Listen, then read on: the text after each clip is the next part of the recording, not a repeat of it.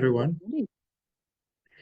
So we are starting a process where on a weekly basis as team coaches, we are going to share our learnings. Um, and today I'll start off. So to position, I think what landed for us both this week is, when we start with an organization or with a team and a client, as coaches, we always go through a agreement phase. So we like to call it alliances, where we're formulating alliance and we create an understanding of what we're going to focus on. And as team coaches, there's always an aspect of working with a collective, which requires um, coordination. And sometimes, as team coaches, we have to rely on facilitation. Now, this position's a bit of a challenge sometimes because we would like to prepare upfront when we facilitate, as you probably know.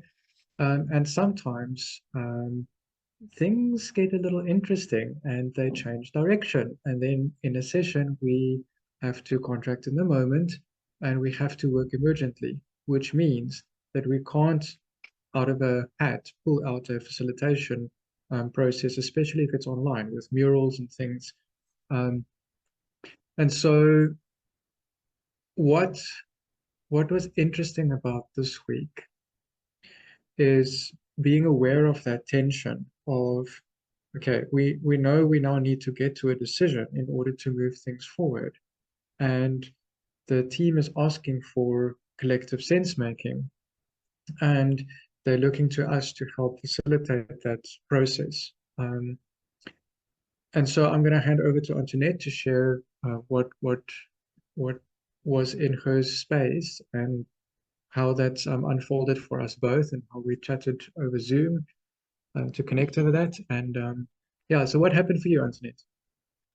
So we were going through the process. I mean, we had done some small group work for people to come up with the topics that they want to be coached on in this, in this coaching engagement, and it was getting to be really hard work. A lot of the people were not as engaged, even though as part of our agreement with groups, we ask that cameras stay on and people stay off mute so that the interaction sounds more and is more natural, not that clinical silence that you get when everybody's um, on mute and God forbid everybody's cameras are off and you are talking into a void. But as the process went on, we noticed that more and more people were going off video, and there were people that were really engaged and answered every question, and contributed to every conversation, and then there were people who were just missing in action. And I was messaging Will to say, okay, this is really hard work. Okay. And know this about me. My edge as a coach and even as a facilitator is that I tend to do too much work in the room. So instead of revealing the system to itself by simply doing a bystand on myself, like we say in structural dynamics, and just sharing with a group, I'm finding this really hard work at the moment. I soldiered on because I've got a toolbox, and I can pull out another tool, and I can change the energy. Okay. And this should have been an indication to me that I need to stop and, hand the energy back to the group to say, I'm working really hard. I'm noticing that some people are working hard with me and some people are, are just not contributing anything, saying anything, or agreeing to anything explicitly. Fortunately, we had a break, so that's why it's good that there's two of us. So in the Zoom chat, Will said to me, "It's time for a break," and we had a break. And when we came back, one of the participants said, "So I am noticing that I want to be um, I want to be a contributing part of the conversation, But I have to speak I have to be the first one to speak every time. That makes me uncomfortable because I don't want to have the first one. I don't want to be the first one to speak every time. But some of you are off video. I don't know what's going on for you. I don't know whether you are here or whether you are not here. And well, I'll hand over to you to hand back to you to say what that brought on. Yeah, so that was, as coaches, we talk about third level listening, where you pick up things more than what is said or what is not said. You pick up the energy in the room, and it was almost as if you could feel that comment in the space, and the dust just went. Um, and what's so interesting is that when this individual said it, just before she spoke, I was determined to offer an observation about what I think is going on. And when she said that, it really just landed um, quite strongly. And um, I then asked permission to offer my observation. And then more people started to talk because she then expressed some more from what was going on. And the more people started to make observations about what is going on in the space, what is going on for them, the more we started to see engagement actually exponentially increase. And people's cameras started coming on, and they formed agreements about how they need to. So the learning is, and I really felt this. You can share if this was true for you. I felt that, as coaches, we can offer observations. We're usually good at it. Our bystand is our superpower. Um, but it pales in comparison to when somebody from in the system with sincerity says, you know what, this is what's going on for me, and this is what I need. That moment shifted the entire dynamic of the conversation for that team. And no matter how hard Antoinette and I would have worked in order to shift that, um, offering observation, we don't know what could have happened, but I make up that no matter how much we tried, or worked hard, or put in more facilitation process, um, it would have paled in comparison to just one person opening up the conversation and sharing, this is what's going on for me. Yeah, so I agree, and there's a couple of learnings for me. So the first learning is when when it starts becoming hard for me to simply ask what's going on for people.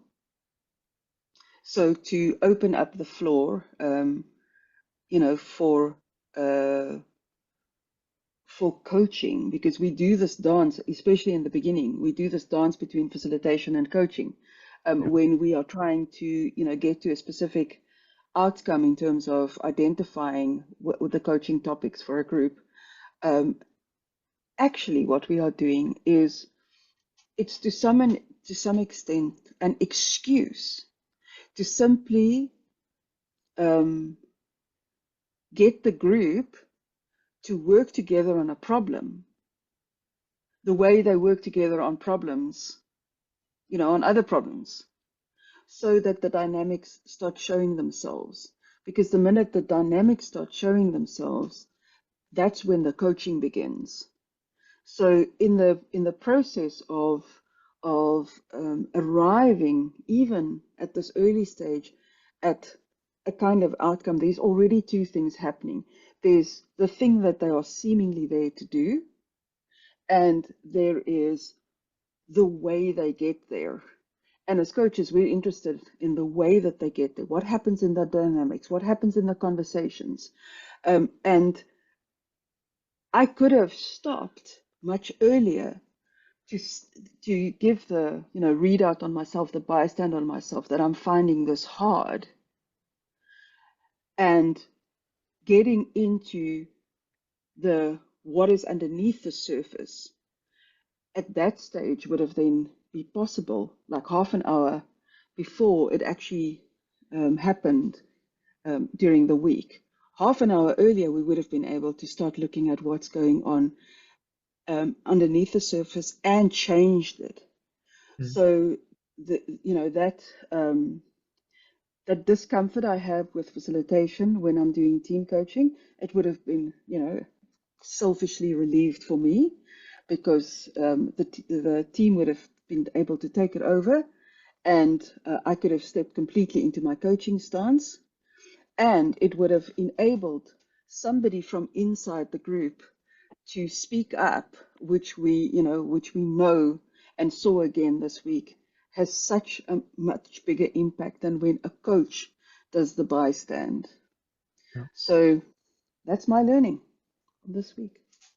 Yeah, and just maybe one more thing. I think what's interesting in our learning as well, working together as co-coaches, this relationship is such a key component to the success of the journey, right? So when you shared what was going on for you and then asked me in the future, when you start feeling that there's too much hard work, Yeah, send me a chat in Zoom, or if it's in person, come and nudge me and simply ask, are you working too hard? yeah, Um, Now I know what that feels like in our space, and yeah, I know what it looks like for you. Um, and it's another thing, ABC, right? Always be contracting. So yeah, as co-coaches, we are always learning yeah, about one another, what it feels like. This feels like something is happening. It feels similar to that. So let me offer the bystand. Let me check. yeah. Um, in this case, it is, are you working too hard? What can I do? Yes, How can we change it? yes, yes, We couldn't have, Antoinette, we couldn't have contracted around that when we yes. Until started it years ago. happened. Yeah, Yeah. yeah, So it's a constant learning, a constant yeah, reflection that we as coaches do, as team coaches. yeah, yeah. Yeah, cool, cool, cool, cool. So we hope that there's something in there for you. Let us know if there is. Um, Otherwise, it really helps us to articulate our learning in this way. So.